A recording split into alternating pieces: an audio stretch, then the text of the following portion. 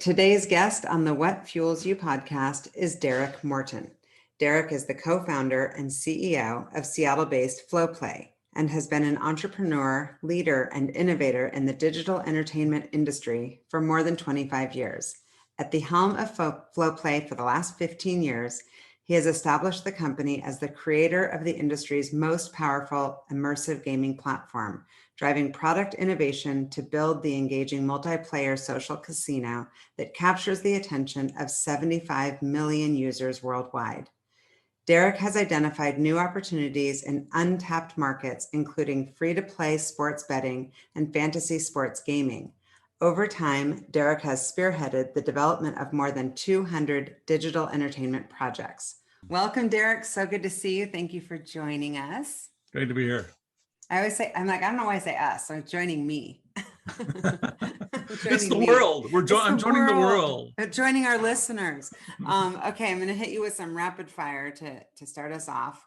Okay, super curious, which of these games is your favorite? I'm sure you ask this all the time. Oh man. Oh, which of our games? Yeah, your games. Oh gosh, they're a lot of similarity. It's like comparing children, right? Well, I mean, my current baby that I think is kind of the future of the company, we just launched a Hard Rock World Tour. It's a partnership with Hard Rock hotels and casinos. Launched it on Monday. Oh. So it's a pretty important partnership for us. And I think it sort of reflects where we think the company's going in terms of doing partnerships with big land-based casinos and doing social casinos for them. And we're trying to bridge that gap between what you do online and what you do on land. Yeah. Oh, I love it. Okay, I know you're a musician, so I'm curious who your favorite band is. Oh my God. Well, this will date me. I guess like Talking Heads is one of my favorite bands in terms of my favorite albums and things. I'm seeing Billie Eilish on Friday. Oh, that's awesome. I actually got invited to that concert, but I can't go. But that'll be great. She's talented. So speaking of concerts, what was your favorite concert you've ever attended? Oh my God! You should have warmed me up with these. So no, these are rapid fire. But you can take a pause. We can always edit. We can always edit our podcast. 21 Pilots puts on an amazing show. So one of my favorite shows, and I've seen them 3 times, and all 3 times they were great. Oh, that's great. I need to listen. I don't know who that is, and I should. Right. I feel like whenever music comes up or anything that's like cool that I don't know, and I always think I'm slightly cool, I'm like, there's a gap here. I need to look into it. Any band that's come up in the past 10 years, I was introduced to by my kids. Well, of course, yeah, yeah. So, do you play board games? I do play a lot of board games. And so, which one's your favorite board game?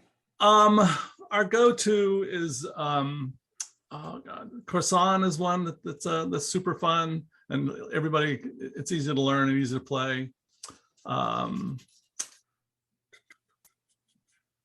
What is the other German one? I don't know. Have you ever played Cranium? I had Richard Tate on here, the founder of Cranium. That's a fun game. It's a fun game. It's not. It's not, you can't be competitive and kick the butt of the other player. Yeah. Okay, so if you could be famous, I'm guessing I know the answer to this, but I'm curious. If you could be a famous rock star, movie star, athlete, gamer, or writer, which one would you choose? Ooh, probably rock star, although rock stars really have terrible lives. I know. And you would be the guitarist? Yeah, I've been the front man. Was nice. most of my my band experience, front man, guitar player. So you can sing? I can a bit, yeah. And do you have a good karaoke go-to song? Yes. Born to Be Wild is my go-to. Yeah. Awesome. I always like to try to remember to put those in my notes, because when it comes time and you're ready to karaoke, you're like, what's my karaoke song? So I think it's a good thing to have. Okay, so if you could have any superpower, which one would you choose? I'd like to fly. Nice. So that you could just like go the feeling of flying, or so you could travel? I don't like being in traffic. Yeah, so I can just go somewhere with complete freedom and not have to depend on other people. Yeah. Okay, final question. I know you're a big backpacker and you go on these solitude and fun, cool excursions and trips. Where's your favorite place to go backpacking? Mount Rainier is Is great. that where you go every time? Not every time, no, but I've been there a lot. I've done the Wonderland Trail that goes around Mount Rainier twice. And how long is that? 83 miles. Oh my gosh. Wait, what? And so you're just like sleeping along the way, it's flat? Yep. No, it's 27,000 feet elevation gain. So you actually gained enough altitude to climb Mount Everest from sea level. Oh my gosh. And you've summited, right? I've tried to summit twice and got turned back by weather both times. Oh my gosh. We have good friends who have summited, but I know a lot of people who have gotten turned away with weather. That's got to be just painful, all the training, and but still an incredible and bonding experience. Okay, so where did you learn to, I guess, your interest in the outdoors? Where are you from? Where were you raised? Boy, I'm an Air Force brat, so I lived all over. I lived in Germany till I was 6. Then we moved back to Texas, and then I moved to Alaska. So I guess my love of the outdoors really came about of living in Alaska. I had a snowmobile. So as a young kid, I was like, 10 years old, and I could hop on my snowmobile and just take off into the woods and go see caribou and moose and all kinds of wildlife. And we lived on the edge of a big woods. So that was probably what really kicked it off. Yeah. And did you, I guess, play any sort of sports, or like, how did you spend your free time outside of school and snowmobiling? Really playing music. That was my one thing I did consistently from like the time I was 10 years old, was just play guitar and hang out in my room and try and learn people's songs. I always love hearing like how people ended up learning it, because I've tried to create musicians out of my kids, and my husband plays guitar, but none of my kids play an instrument. And I just think it's such an incredible talent. And I see my husband, he uses it as like a true escape, if he just wants to chill out. And it seems like the best way to do that. Yeah, it's like meditation, because you're just focused on what you're playing, and so everything else sort of goes away. Yeah. And how do you learn music? Like, what's your approach to it? I download tabs. Tabs of this tablature. It's like the way of putting guitar notes on paper. So I download songs that I want to learn, and then I listen to them on Spotify, and Yeah, that's the newer way. When you were young, what were you doing? How were you? Oh, I was just having to listen to them on the radio or something, and then I would have to sort of figure it out. Yeah, I just think that really is just like, to me, such a talent. And were there musicians in your family? No, not really. Nobody in my family was a musician. In fact, are you an only child, or you have siblings? No, I'm the oldest of 5, but I'm still the only musician. Wow. And are you, is everyone else doing various things, or have they pursued kind of business opportunities like you have? I'm the only one of the 5 that didn't went to college. Both my parents didn't even finish high school. Wow. So these are the stories I love. This is the podcast like energy I get from hearing people that are like, okay, see me now. This is probably, you don't know like where people started and how they ended up and all the influences along the way. So your parents didn't graduate high school, and where are they from? My mother was from Texas. My dad was from Michigan. He joined the Air Force when he was, a senior in high school, and then my mom when he was stationed in San Antonio. And so where did the value of, I guess, education come from for you personally? Part of it was I was always really good in school, and I didn't have to work that hard at it. So I just knew that formal education was going to be good for me, and that it wouldn't be hard for me. Yeah. And how did you end up getting a scholarship, or did you work, or how did you pay for it? Because USC is expensive. Yeah, I did. I got a full scholarship to USC. Oh my gosh, that's amazing. And how did you know that that's what you wanted to pursue? I know you studied motion picture production, obviously the best place to do it. Yeah. Well, I actually didn't go to college until I was 25. So I was going to be a rock star, but that was what was going to happen, right? And then around 25, the big event that really changed things was my mother passed away. And it sent me into this sort of like, whoa, what am I doing here? What's my life about? Gave me a real sense of mortality because she was only 44. How did she pass away? Car accident. Oh The God, result, I'm so sorry. she didn't die right away, but she received excuse me, really severe injuries that eventually killed her. Yeah. Oh, that's painful. And those types of things do force you to kind of take stock and figure it out. And so in your pursuit of becoming a rock star, what is that like? You're playing gigs all over, or you're trying to find an agent, or what does that mean when you say you were trying to become a rock star? Well, I had a band. We made an album, made a couple records. We're giving those to record labels, trying to get signed to a record label. Never happened. And then, like I said, at 25, I sort of re-examined everything and said, you know what, I need to go to college. So you were in classroom with like 18-year-olds, you're 25. Yeah. And my mom died in April and I was back in school in September. Wow. I'm sure she would have been so proud of you. And what was your dad's take? Was he kind of like, what did he want for you? Or was that not a clear message? He didn't get it at all. Yeah. He was like, what are you doing? Go make some money. What's the point? Go get a job. Yeah. How did you know kind of how to navigate that? Did you have anybody kind of mentoring you or leading you? A lot of kids are like, especially today, have the helicopter parents with the tutors and the counselors, like showing them the way. Yeah, I think that was part of the issue. Growing up, I really didn't have any role models around higher education or being part of the business world or anything like that. I certainly didn't know anybody that was a computer programmer or made video games or any of that kind of stuff. Yeah, I'm sure. And are your siblings, I guess, and your friends from childhood surprised to see where you've ended up? Or is it like, oh yeah, we always had our money on this guy? I think my family always figured something was going to happen. My brother tells me all the time, oh yeah, I always knew you're going to be a big deal, whatever. Friends, probably not so much because, there was a side of myself that I never showed to my friends because I wanted to be cool and didn't want to be a nerd, right? Yeah, of course. I think it's amazing when you hear about schools where it is like actually cool to be super smart and curious. And when I hear about kids dumbing themselves down, which you hear about all the time, yeah. It's just crushing. I was guilty of that. Yeah, I'm sure. And so you pursued school at 25, went to USC. Were you thinking like, hey, I'm going to pivot here and go into film production? Oh yeah, that was my next big thing. So if I wasn't going to be a rock star, I was going to be Steven Spielberg, right?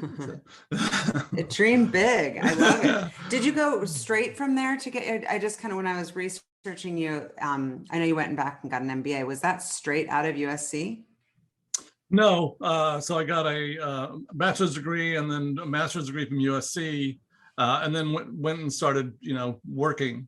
Okay. I was trying to figure out that timeline because I know you worked for many years in Los Angeles in production and product and marketing, but I couldn't figure out where in there was the MBA. And then my reason for even being curious is I was just like, why? Like some people, when they go back and get an MBA are because they just don't know what else to do. Others are like, hey, I need this for my career. I need the network. What was the impetus for you?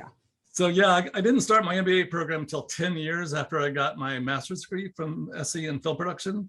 And it was mostly because at all the jobs I had, I was seen as like, okay, yeah, Derrick, you're the creative guy, but, and I kind of rose to the limit of where I could get to as a creative in the organizations I was in. And so nobody took me seriously as like a guy who knew the P&L or anything like that, right? Yeah. Do you still feel like that's your weak spot, or have you just learned it? Or like for me, that's always been like, God, I should have probably gotten an MBA because still I have to have someone explain my P&L to me every month. And I'm like, it's a weak spot, but I'm like, well, whatever. I just double down on where I'm strong. But how do you feel now this many years into your career? Well, after being a CEO for 15 years, I pretty much have it down now. When I was green and raw and just starting my company, I needed help figuring it out. But 15 years later, it's my thing. Yeah, it's your thing. So you stayed in there a little while in Irvine after you graduated, right? After you finished your MBA? Uh-huh. And tell me about some of these companies that you worked for as far as the successes and the kind of like, oh, this isn't the right company for me. I know you had several that were like a couple years. I see that through the lens of a recruiter, which is either that you're getting recruited out or you're just like unsatisfied. Yeah, so my first big break was going to work for a company called Graphic Zone. Graphic Zone was started by Warner Brothers in the early 90s with the vision to make all music interactive. So it was sort of the perfect thing for me. They're working with bands to make interactive CDs where you could explore the band's background, explore them personally, see their homes. So we did one with Prince. We did one with Bob Dylan. Prince is top 5 for me. I would have like died for that. Yeah. And so we were doing all these. I got to tour with Willie Nelson for 2 weeks to do one on him. So it was super fun and super engaging. But and the company actually went public, and I was the VP of production, so I ran all of the actual production of the projects. But by 1999, though, once the internet started coming along, nobody really needed CD-ROMs of music interactive. You could just get all that interactive stuff online. So that company actually went out of business in 1999. Yeah. So I had to find a new gig. And the next one was this company called iWin, which is doing some really fun stuff. They were a game company, but really sort of more of an advertising-based game company. We became the 6th most trafficked website in the world because we were selling and buying clicks like crazy. They raised like $25 million. It was the go-go internet days. Yeah, and that was in Los Angeles, right? So yes, you moved out there to Los Angeles. And so what was your job search process like? Were you strategic about it? Like, hey, this is what I want to do, and these are the top 10 companies that do it? Or was it like, hey, I was sitting there at a restaurant and I met this guy who suddenly started talking? Like, I just always love hearing how people's lives have unfolded. It's sort of crazy. I've never interviewed for a job where somebody hadn't called me up and said, hey, you should check out this job at my company. It has an opening for, a friend of a friend or a direct friend. So yeah. I've never sent in a resume blind to a company. So mostly getting referred in, not getting recruited by a recruiter, but more like, hey, I got a guy who knows another guy and we think you'd be perfect for this. Yes. Wow. And have you ever not gotten a job that you've wanted?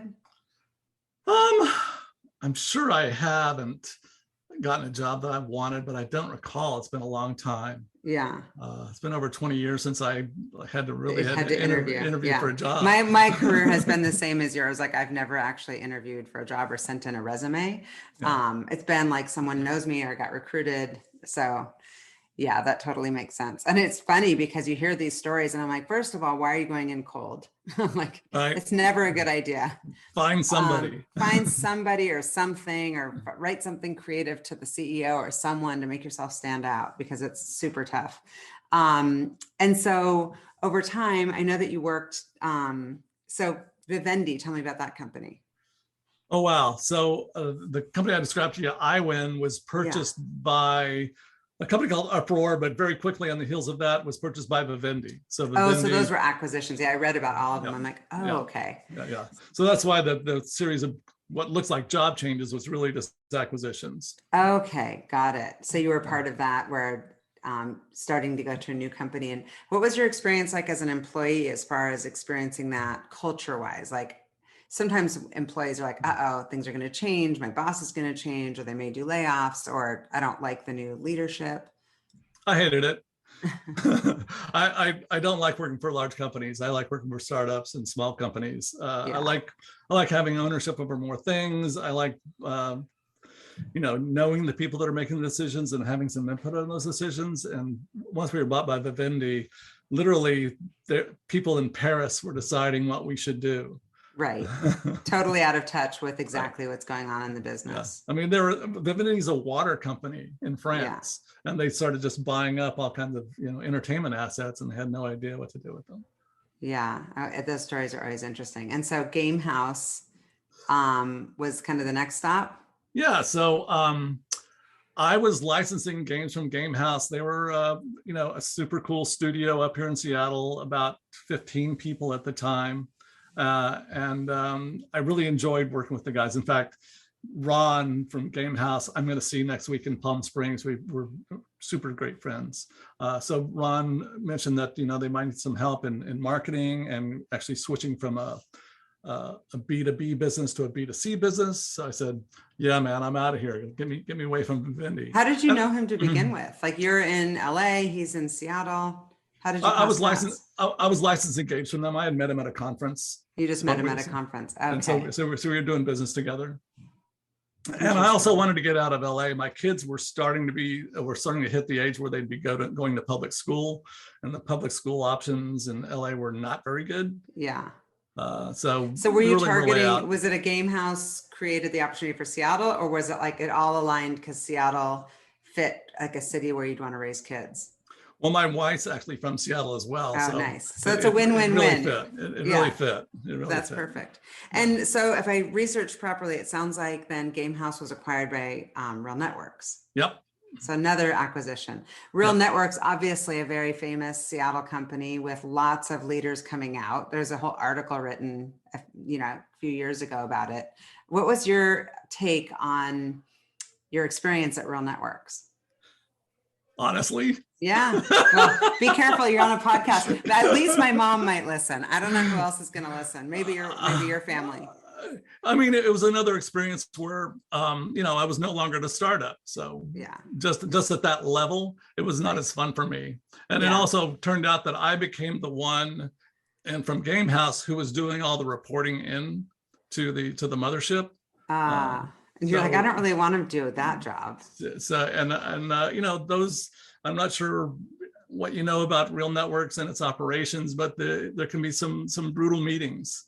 Well, so I've heard that, and that's why I'm curious. And I have had some people on the podcast out of Real Networks, and it sounds like it was a little bit of like, those were the good old days, early days, but also the culture sounds pretty intense. And so I think as you're forming a company, you're thinking about those experiences. Like, I want to create a company that I would want to work at. You know what I mean? It's exactly what my partner and I, Doug, discussed. Is like, we're okay when we start this business. Yeah. How do we make it a place where we want to work? Yeah. Well, I love the stuff that I read about your culture. I think you've done an incredible job at FlowPlay of creating a sticky culture where people want to stay, and you've had an amazing tenure. But before we get into that, I'm curious about the idea. So you mentioned Doug, your co-founder, Doug Pearson. Yep. How did you guys know each other? How did you come up with the idea? Yeah, so while working at Game House, Microsoft contacted us, and we're curious about if we would be willing to take one of our small games we made for the internet and put it on a phone for them. They had this nascent phone device and phone operating software that they wanted to launch, but they wanted to launch it with a game on it. And this is, nobody's really making mobile games at that time. Right. And we didn't know what to do, but we had heard about this guy, Doug Pearson, really smart, PhD, could probably figure out anything. And so we hired him to make this game for us called Bounce Out. He did an amazing job. And so once Real Networks bought us, based on that, they made me head of mobile games. So I started, being in charge of making mobile games for Real Networks, and Doug was the natural person to go to start doing the outsourced production, because we didn't have a team yet, so everything was outsourced. And Doug and his team built about a dozen games for us. And from that experience, I just realized that Doug would be the perfect guy to start a company with. And I had a 3-year earnout, and so 2 years into that, I approached Doug and said, "Hey, would you want to start a company with me? I got a year before I'm looking for something else to do besides Real Networks." Yeah. And, you hear a lot of stories about co-founders who don't vet each other properly as far as thinking big picture, like, what do we both want out of this? What's our work style? How do we, resolve conflict? Just all of the kind of almost like personality assessments. Did you guys go through any sort of vetting of that? Or was it just like, this is my skill set, this is yours, and we're good to go? Well, we'd known each other for over a year by that time. And so we kind of knew each other's capabilities. I knew that he was, capable of anything from a technology perspective. And he knew that I was, a business guy and could figure things out on the business side and sort of manage that. And it was something he didn't really enjoy doing. He was running his own company, but it wasn't the part of the business that he liked to deal with. Right. But the complementary skill set part is the part that I was saying most likely you've already dealt with. But what about all of the assessments of each other's, ability to weather the storm of like the feeling of a startup and just stomach it? And, are our spouses and our families on board with this? And what's our appetite for risk? Just all of the things that you go through as a startup. So we met once a week for a year before we started FlowPlay. Just to talk this kind of stuff out, like what kind of company do we want to have? What do we want to make? What are the market opportunities? And I think, we probably didn't quiz each other specifically about personality issues or what he was good at, what I was good at, but that you learn that stuff along the way. Yeah, just how to deal with conflict resolution and all that. And so walk me through those early days of FlowPlay. Like, how did you come up? I love the name. How did you come up with the name? Well, there's a very famous book called Flow, and I happened to be reading it right at the time that we were looking for a name for the company. And so it just sort of came together. We were testing out all kinds of names. There's a spreadsheet somewhere of all the crazy names and is the domain available? Totally. How much is the domain? All this stuff that you do when you're trying to come up with a name, who's trademarked what. And so was this one just available, flowplay.com? It was. That's lucky. Well, I guess your early days, your company's been around for a little while, but still, it's such a cool name. And so how did you go I don't think we had to pay for it. That's awesome. I didn't have to pay for Fuel Talent either, which is shocking. We literally tested hundreds of names. And so how did you fund the business originally? Well, because of the couple of acquisitions I'd been through, I had a little bit of a war chest of my own. And Doug did as well. So we pulled together $100,000 of our own money just to kick it off. And then I knew, I'd started warming people up for helping me raise some funding during that year period before we actually started the company. And so I had a couple of people teed up to invest in us in this right from the start. Yeah. So within the first 6 months, we probably raised $500,000. Wow, that's amazing. And what was the original idea and business model? What we saw in the market was that there were these things called virtual currencies, these things called virtual goods, mostly in places like Korea and China. They weren't very big in the US yet in 2006. And also, people interacting in virtual worlds. So we felt like if we came up with a product that sort of combined those things and where you also played games. So Second Life was around at the time, but there wasn't much to do in Second Life. You could go and you could explore and you could see people, but you couldn't play games there. And we felt like that was a big missing component. So we felt like if you put games in a virtual world with things to dress up in and have your own apartment, things like that, it'd be something incredible. Well, apparently 75 million other people agree. So something, you were on to something. And so what's the business model as far as how you make money?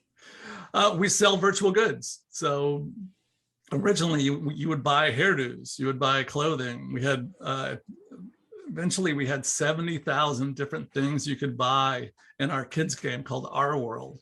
And they bought, shoes, outfits, angel wings, halos. That's awesome. Our World was the first game, right? And then followed 4 years later with Vegas World.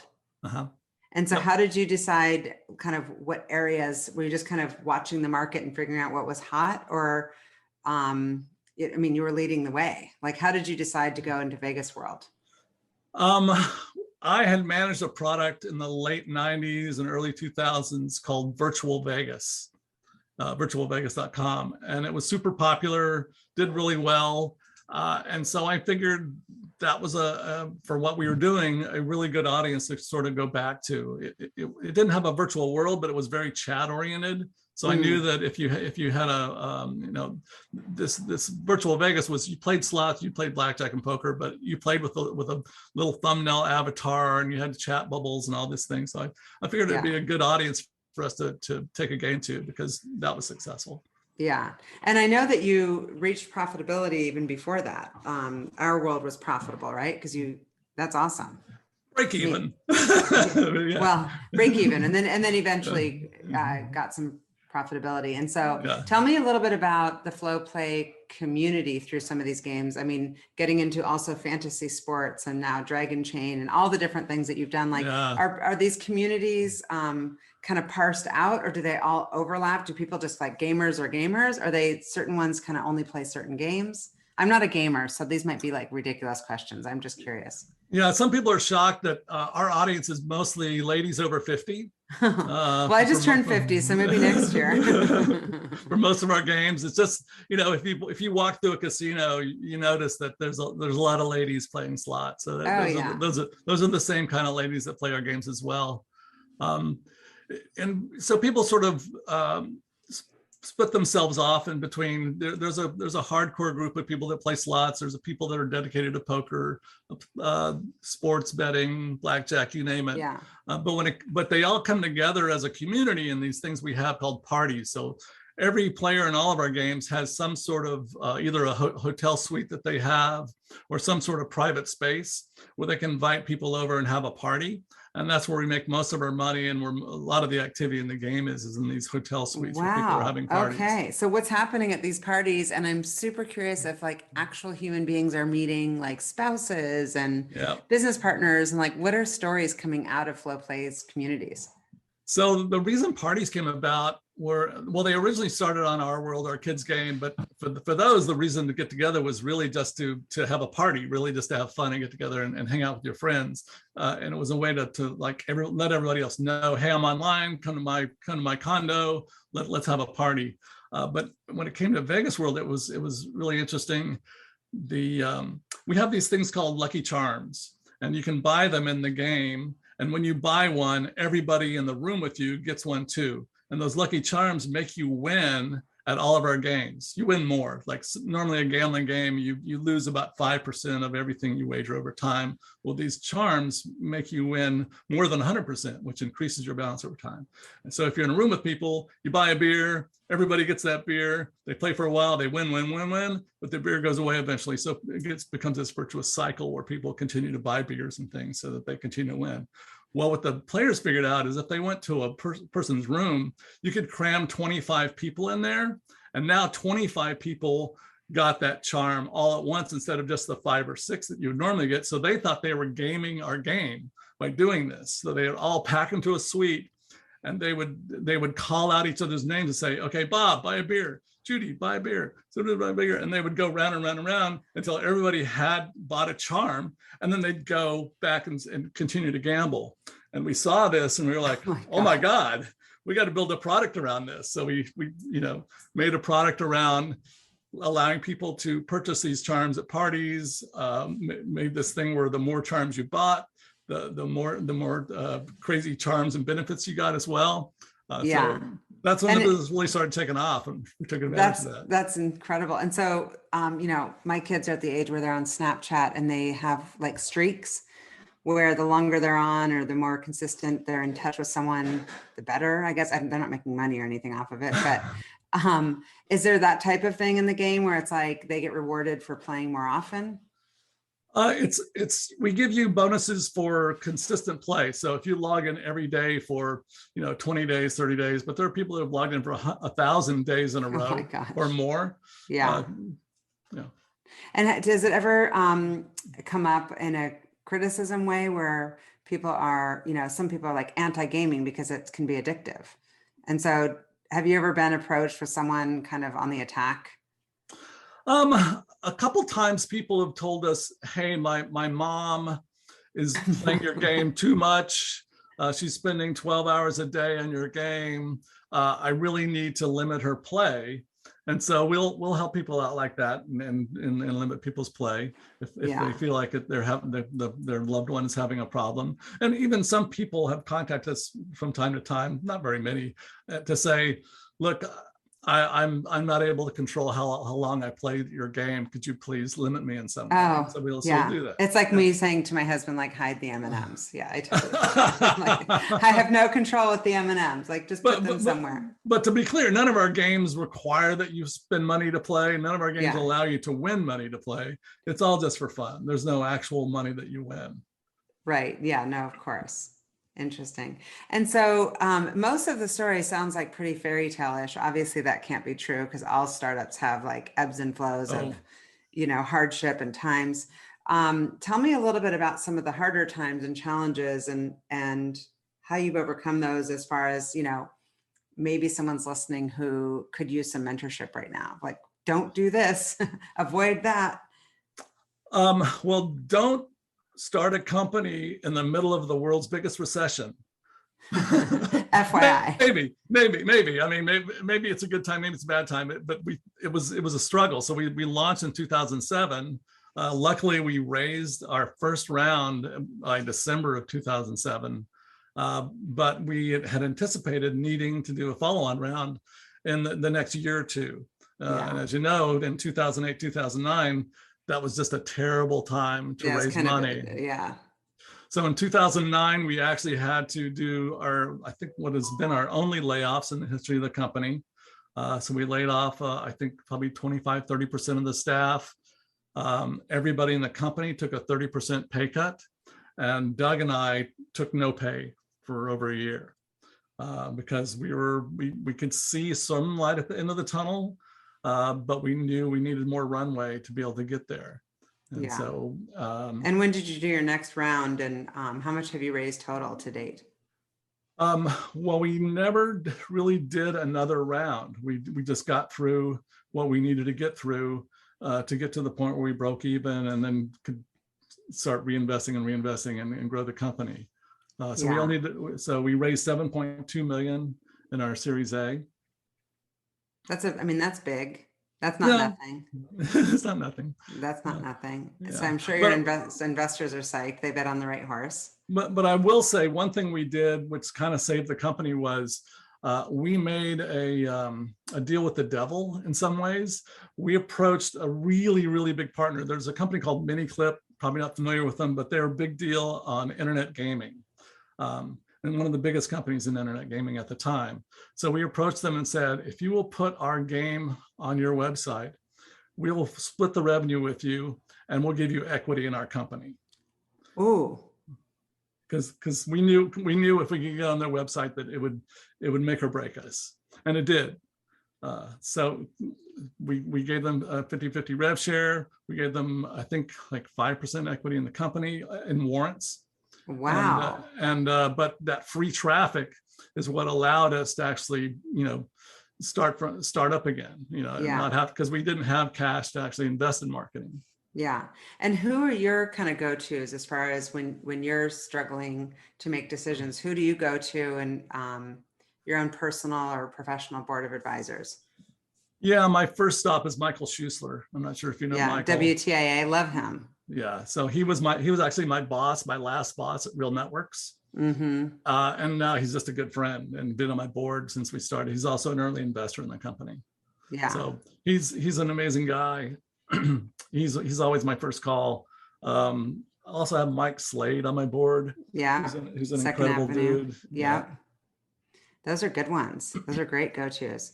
And when you're making decisions in general, I mean, you don't have to deal with like venture capital, really, right?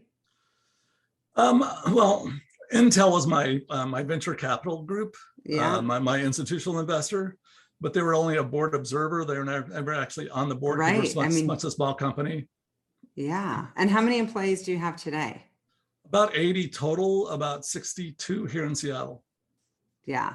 And how has, I guess the last couple of years, I'm guessing it's been good for the business during the pandemic. Great. I mean, everybody's gaming their home. That's what they want to do. How has it been? I know that from day one, you've always been kind of a flexible workplace, more of a hybrid model, which is awesome. I have not heard about that a lot. And so how much has changed for you, or not that much, because your company and your employees are already used to the autonomy? Yeah, as you pointed out, we were always a Monday, Wednesday, Friday company. Excuse me. As you pointed out, we were always a Monday, Wednesday, Friday company.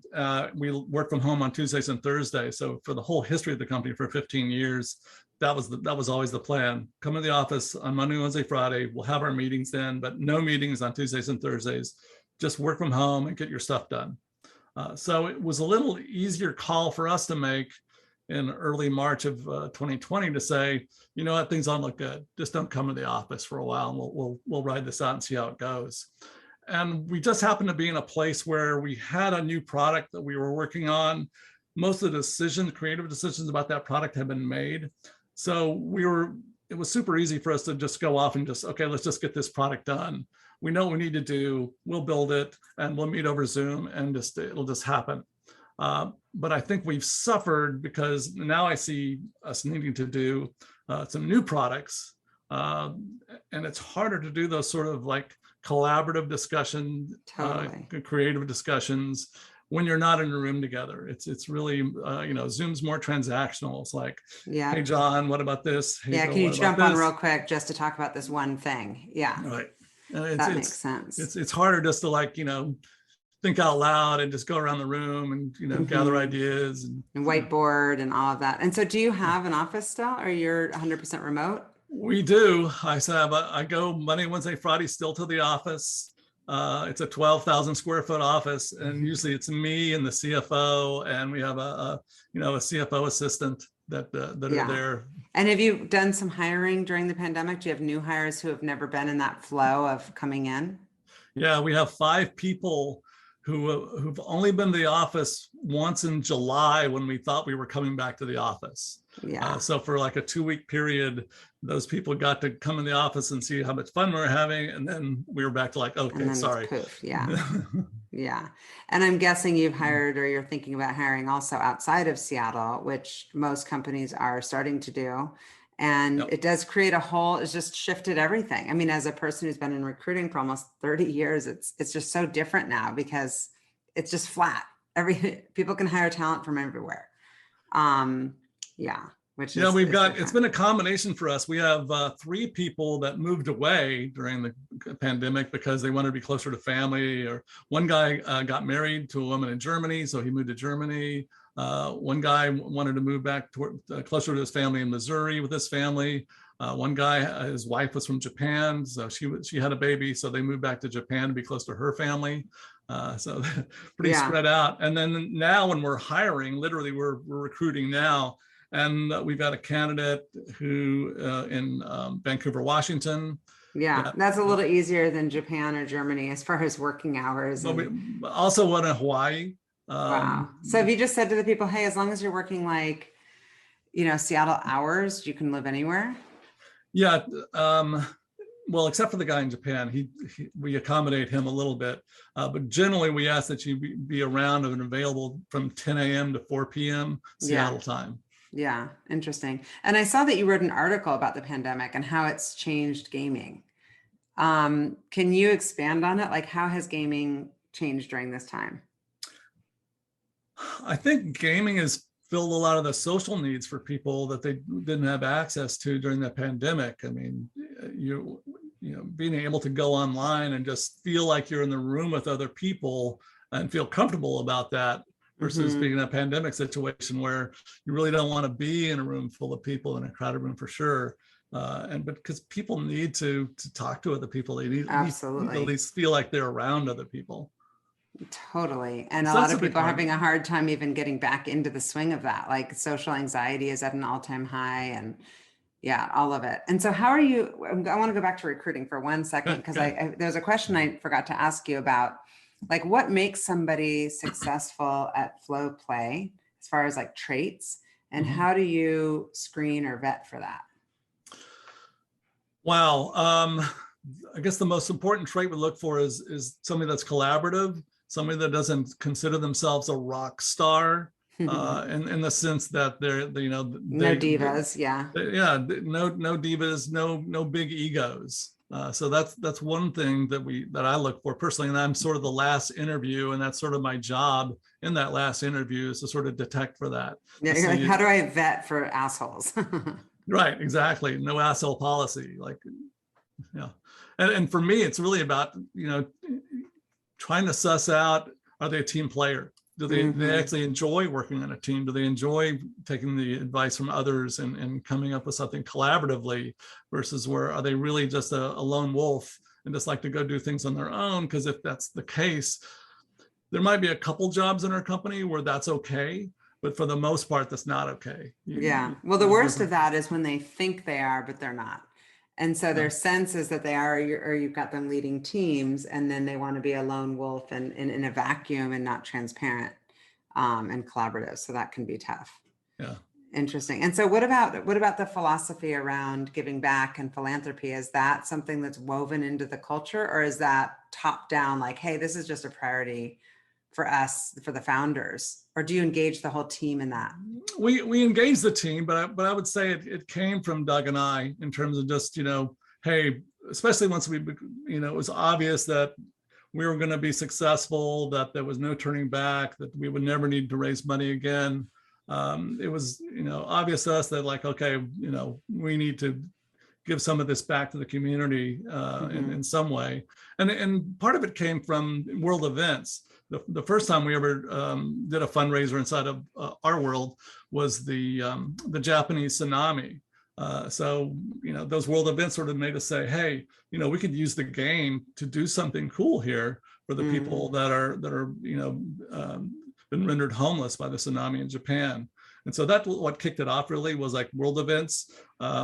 We sold sheep inside of our world. You could have a pet sheep, and then we would actually pay for real sheep for people in Africa.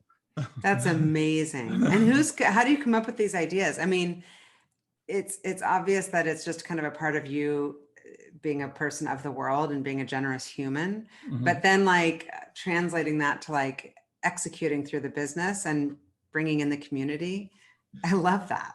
Yeah, what it eventually became was, since we started doing these things based on world events, but we realized, like, hey, let's really let's really codify this. Let's make it a thing that we sort of make some true decisions around. So we polled our community, all the players. We polled our employees, like, what are the kinds of foundations, what are the kind of charities that you would be interested in supporting?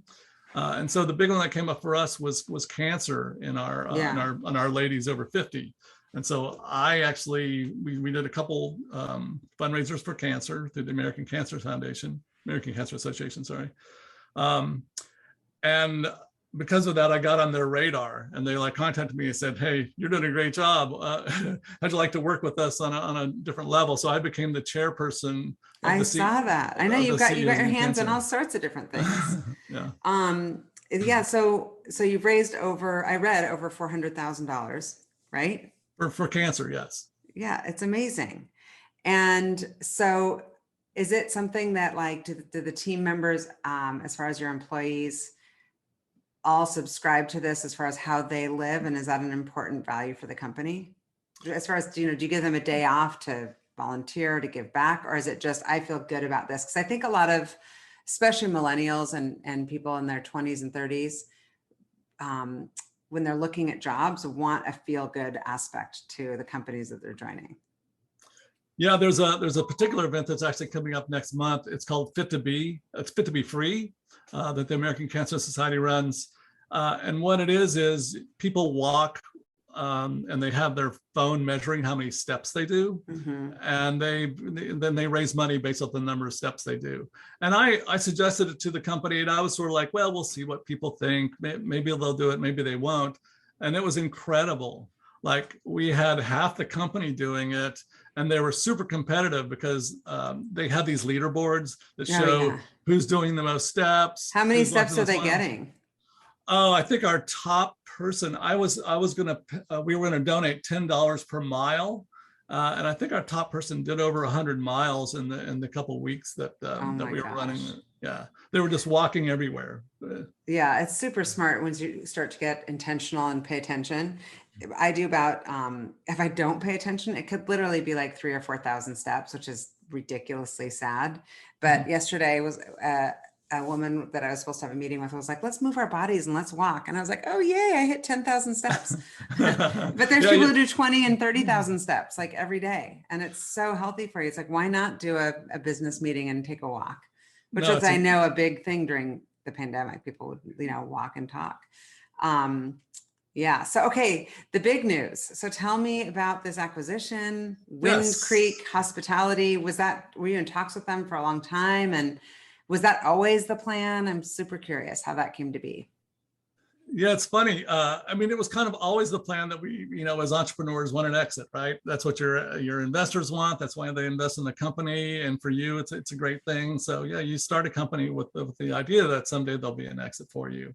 And we had been through a couple different processes with bankers, and we did meet the Wind Creek team probably 7 years ago as part of that process. But at the time, we were eking out, a couple $1 million in profit. And so we weren't that interesting to them yet. And so probably 2-3 years ago, we'd sort of decided, this might not happen. So let's just start thinking about what that might look like if we just pay dividends to our investors, and we do some profit sharing with the employees, and this just becomes a lifestyle business, a good lifestyle business, but just a lifestyle business. But just about the time we started making that plan and getting things ready, the Wind Creek guys came back to us with interest, because now we had gone from a couple $1 million EBITDA company to a 12 and $15 million EBITDA company. Oh my gosh, I didn't realize those numbers. That's amazing. So they're psyched, and then it's probably just going up through the pandemic. Yes, well, the pandemic was one of the things that pushed us into that territory. Yeah. Wow, that's incredible. And so I'm guessing that doesn't change a person like you who's super rooted and grounded, but it's got to feel good to just be able to kind of take a deep breath and be like, okay, these years of hard work and passion have paid off, and paid off for the employees and the investors. Are you guys operating still solely kind of on your own? Yes. Yeah, we're a subsidiary of them now, but we're still called FlowPlay. Our paychecks still say FlowPlay on them. We still work for FlowPlay. And the idea is that we'll continue to operate individually and maybe have another liquidity event. Maybe we'll take it public at some point. Maybe we'll combine with other corporations to make an even bigger company. It's super exciting. And are you working the same, or has it changed because now you feel like you have like subconsciously like a boss or you don't? No, everything's pretty much the same. I have a call with them every Friday for half an hour just to check in. And so that's about all there is, really. I mean, their mantra to us every time I talk to them is like, just keep doing what you're doing. Yeah, it's working. Just make it successful. If we can help you out, if you can help us out, great. But just keep running the business and doing what you're doing. That's amazing. And so for you personally, outside of your backpacking trips and playing guitar, how are you finding time to relax and unwind and kind of pay attention to your mental health, given kind of the world that we're living in? Well, I'm trying to get back out there. So I went to Mardi Gras 3 weeks ago. Nice. So that was fun. I'm going to Palm Springs next week. So I'm actually trying to do a little bit of traveling again, just to sort of like, get back to normal, get back out there. I'm not sure have you ever heard of the Camino de Santiago? It's a walk across northern Spain. Oh, I have heard of this. Are you doing that? I'm doing it at the end of May and the early June. And how far is that walk? Well, I'm only going to do 100 miles of it. I'm what joining do you mean it. Only 100 miles? I did a 60-mile breast cancer walk, and my feet were like covered in blisters. That's a lot of walking. So how long are you going to do this 100-mile walk? How many days? 5 days. What do you mean 5 days? Yeah. Have you lost your mind? 100 miles in 5 days? What kind of shoes are you wearing? No, get this. The guy I'm joining, he will have done 400 miles when he joins me. Oh my God. I need to change my perspective because I'm like exhausted thinking about it. That's amazing. And so how many people do this? Is it like an organized, this is the time of year we do it, or you can just do it on your own, or how does this work? It goes year round. And I think the numbers are about 250,000 people. If I have that correct, do it every year. There's a whole, it's been going on for 1,000 years, right? It's ancient. I want to do that. That's a good, do you keep a kind of like, bucket list sounds a little morbid, but do you keep a like, these are the things I want to do every year? A little of this, a little of that. Oh, I totally have a bucket list. Yeah, Machu Picchu is on my bucket list. I want to go to the Everest base camp in Nepal. There's all kinds of stuff like that. You got all sorts of things going on. And is there a time that you feel most, I'm guessing it's maybe when you're backpacking, but I'm just curious, like when you feel most in your flow or at peace? In the outdoors is when I'm most at peace, probably. I'm super lucky. I live on a lake, So I can look out my window and all I see is water and a little bit of trees across That's the super way. peaceful. Yeah. So that's super peaceful to wake up to every day. Yeah. So I get to feel like I'm in the outdoors every day anyway, even when I'm not hiking or backpacking. Yeah. And you are a father. You have grown children. How Yep. many kids do you have? Two. Two. Boy and And girl. are either one of them like you? Have they followed in your footsteps in either the Well, gaming or creativity? yeah, they're both kind of like me, but in opposite ways, because I'm sort of like this nerdy tech guy, but also this creative guy. So my son is the nerdy tech guy. He's an engineer at Microsoft, and my daughter is getting her master's degree in music Oh, wow. from Berkeley School of Music in Valencia, Spain. How cool is that? Yeah. And what does she play? She plays bass guitar, but mostly her interests are in being a music producer. So she goes into the studio and mixes the music and kind of figures out, okay, well, this is the song, but to really make this song, let's put some keyboard here or put some horns here. And she does the sort of the arrangement. Cool. How nice to have that, as a common interest for the two of you to share, father-daughter. I love that. Funny story for you. So we're in the car one day and we're discussing with Grace, who's 2 years younger than Trevor, and Trevor's already started college in computer science.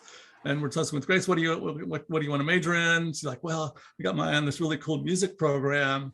And we're like, well, that's cool. And my son turns to us and says, wait, nobody ever told me I could go study music. He said, computer science, no, let's go music. Oh, that's awesome.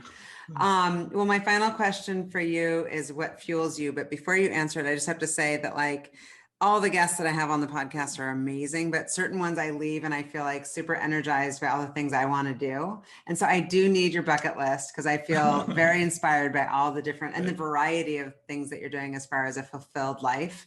And so I'm sure that our listeners are going to agree with me. It's just been super fun to have you on. So what fuels you, Derrick? What's your ultimate fuel?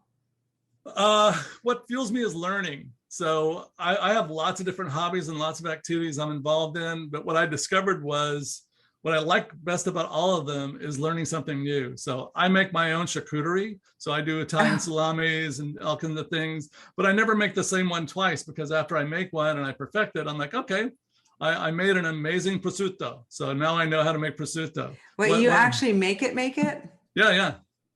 So you just dry it and yeah, wow. I take the 25-pound leg of a hog and I wrap it in salt for a month. And then I hang it in a special chamber I built for 18 months. And after 18 months, it's prosciutto. Oh my gosh, that's amazing. I did go to interview with a company once who was interviewing us to hire us to recruit for them. And they said, curiosity and learning is a huge value for us. And they interviewed a candidate who they were like, meh. And then on the way out, the CEO asked him about what he likes to do for fun. And he started saying that he's making his own beer. And he got really light. He lit up when he was telling the CEO and he was like, it's fine. I can teach him some of the technology gaps. He was like, I just love his passion and interest in learning and curiosity. And then he got into all these other interests. And I just love that. Yeah. That's amazing. So yeah, I got to have a charcuterie plate with you. Awesome. And listen to you jam out. So fun to have you on the podcast. Really appreciate it. Well, happy to be here. I enjoyed it.